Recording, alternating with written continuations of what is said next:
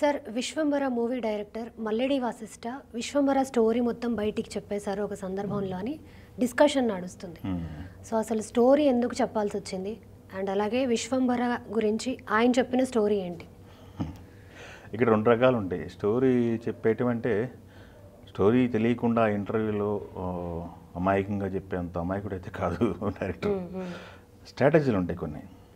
కొంతమంది ఆడియన్ mind prepare చేసి నా సినిమాలో ఇది ఉండబోతుంది, మీరు ప్రిపేర్ అవ్వండి అని చెప్పేసి ఆడియన్ మూడ్ సెట్ చేయడం ఒకటి ఉంటుంది. లేదు అసలు నా సినిమా ఏ జోనర్లో వస్తుంది, ఎలా వస్తుంది సినిమా ఏంటి లేకుండా ఒకేసారి సర్ప్రైజ్ చేయడం ఒక స్ట్రాటజీ.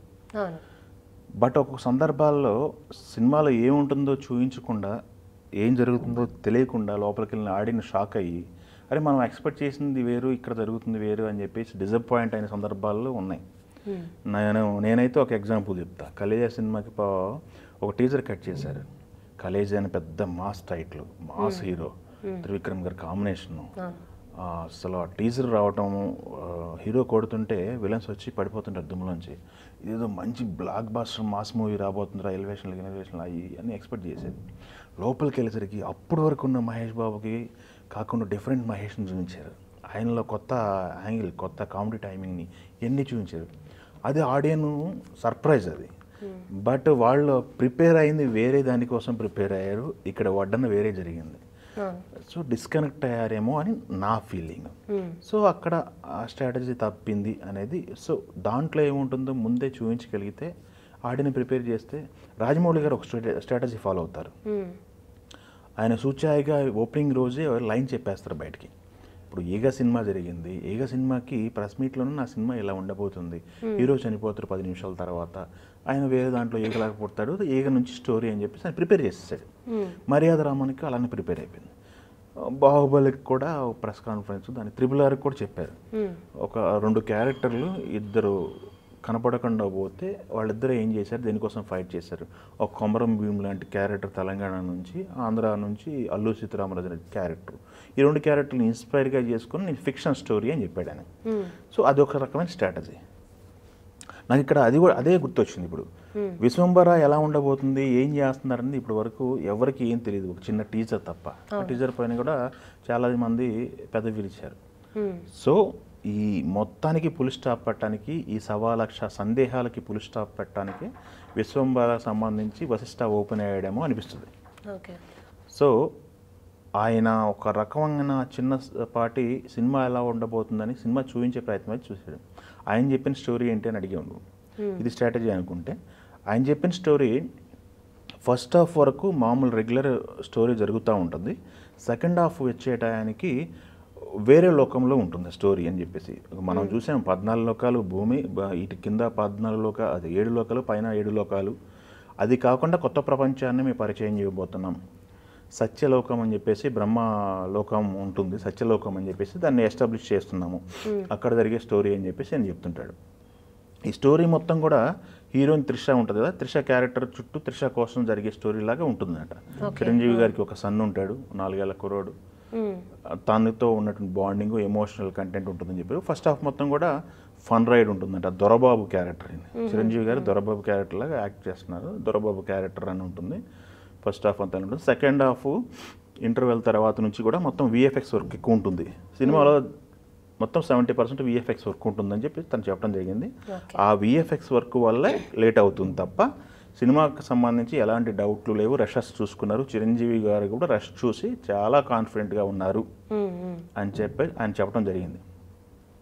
చాలా సందేహాలకు నివృత్తి ఇద్దామని ప్రయత్నం అని చెప్పేసి ఆయన మాటల్లో చెప్పడం జరిగింది. సో ఇక్కడ ఆయన చెప్పిన స్టోరీ ఏంటంటే, ఈ ఫస్ట్ హాఫ్ ఇలా ఉంటుంది, సెకండ్ హాఫ్ ఇలా ఉంటుంది. ఒక సత్యలోకానికి ఒక విలన్ ఉంటాడు, కింద విలన్కి సత్యలోకంలో విలన్లకి ఇద్దరికి కూడా కనెక్టివిటీ ఉంటుందంట. ఈ క్యారెక్టర్లు మొత్తం కూడా కనెక్టివిటీ ఉన్న క్యారెక్టర్లు. ట్రావెలింగ్ ఉంటుంది. ఈ ట్రావెలింగ్లో వింత జీవులన్నీ కూడా వస్తాయి. ఆ వింత జీవులు అని ఉంటాయి. ఇప్పుడు మనం రెక్కల గుర్రాన్ని చూసాం టీజర్లో, అలాంటి రెక్కల గుర్రం చందమామ కథలు ఉన్నాయి. చందమామ కథలు బేస్ చేసుకుని చేస్తున్న స్టోరీ ఇది. ఒక అడ్వెంచర్ స్టోరీ లాగా ఉండబోతుంది. జగదిక్ వీరుడు అతిలోక సుందరి కావచ్చు, మనం కీలుగుర్రం నాగేశ్వరరావు గారిది, ఇవన్నీ రిఫరెన్స్లు అని కాదు, ఇలా చూసి పెరిగాం కదా, మనకి అయ్యే థాట్స్ ఉన్నాయి, బిగ్ స్పాన్లో జరుగుతుందని చెప్పడం జరుగుతుంది అనమాట. సాంగ్స్ విషయానికి వచ్చేసరికి సినిమా మొత్తం 4 పాటలు ఉంటాయంట.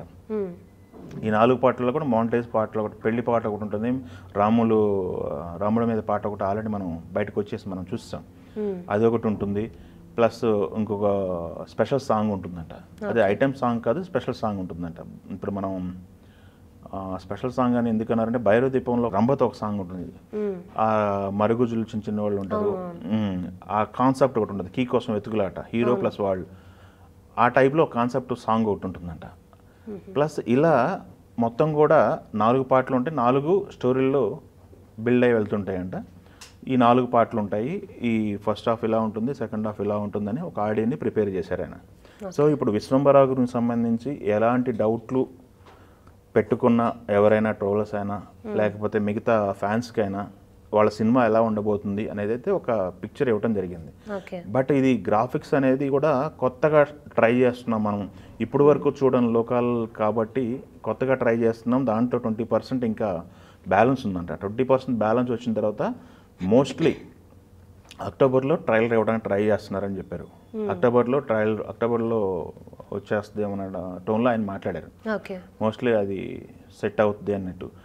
ఆల్రెడీ ఫస్ట్ హాఫ్ ఆర్ఆర్కి వెళ్ళిపోయింది, సెకండ్ హాఫ్లో కూడా కొన్ని సీన్లు ఆర్ఆర్కి వెళ్ళిపోయినాయి అంట. కీరవాణి గారు ఆర్ఆర్ చేస్తున్నారు.